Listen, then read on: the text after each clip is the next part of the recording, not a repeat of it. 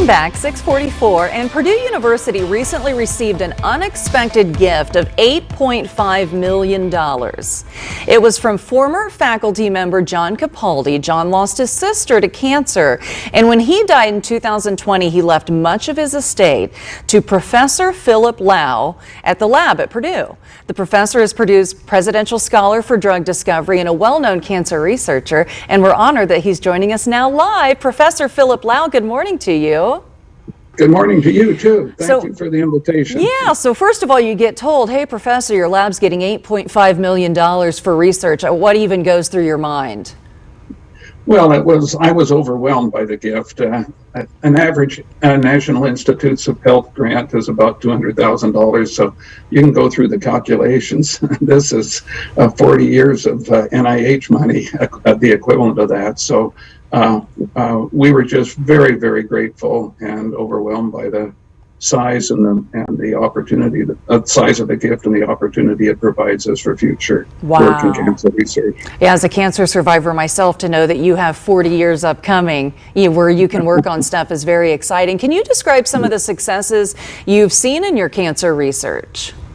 Yeah, we have been focused on developing targeted drugs that home in very selectively to cancer cells. So our drugs that we design are smart. They don't go into healthy cells, and so you don't see the collateral toxicity like, your hair falling out, the nausea, the suppression of the immune system. And because they concentrate in cancer cells, they really are much more potent.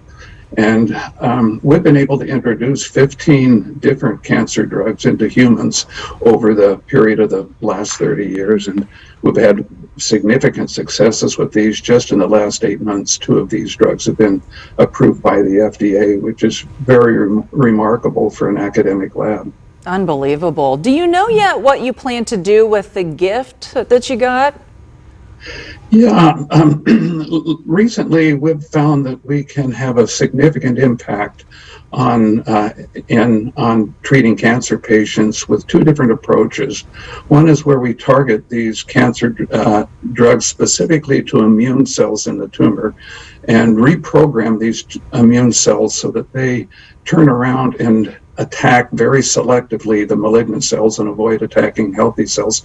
This recruiting of the immune system or reprogramming it turns out to be a very powerful approach to treat cancer. So we're going to be developing that. The second one is where we target radioactivity. As many of you know, one of the several successful treatments of cancer is to shoot radioactive beams or to implant radioactive crystals in a tumor mass and let the radioactivity kill the cancer cells. With our homing or targeting capabilities, we can inject this radioactivity and it will home very selectively only to the cancer cells. And this really improves the chances of survival. And as a matter of fact, one of our recently approved drugs should revolutionize the treatment of prostate cancer. It improves the probability of survival by 38% in patients that have otherwise that are known not to respond to any medicines. So it looks like a significant improvement there. That is so exciting. Hey, real quick before we let you go, did you know John? Were you friends, or why do you think you got the money? I didn't know him very well. Actually, it was his lawyer is a golfing buddy of mine, Jack Walke. And Jack, knowing that I was very involved and successful in cancer research, suggested when he learned that John's sister died of cancer, and John was a very good person and had a very strong desire to help prevent the similar problems with other people and with cancer in the future. Jack suggested that John might consider donating his large estate to my lab. For which I'm very grateful. Yeah, well, he's so appreciated, and so are you. Professor Lau, thank you for your time this morning. My pleasure, thank you. And we have more information about the research and the estate gift at fox59.com/links. And that was so amazing because I had not heard about that, because the radioactive isotopes in a PET scan are used to basically find the cancer, locate it, and highlight it. But he's talking about using the same kind of a technology, in essence, not just to find it, but to kill it. Yes. Which is amazing. Such That's a incredible. Smart man. Yeah, the people who know all this.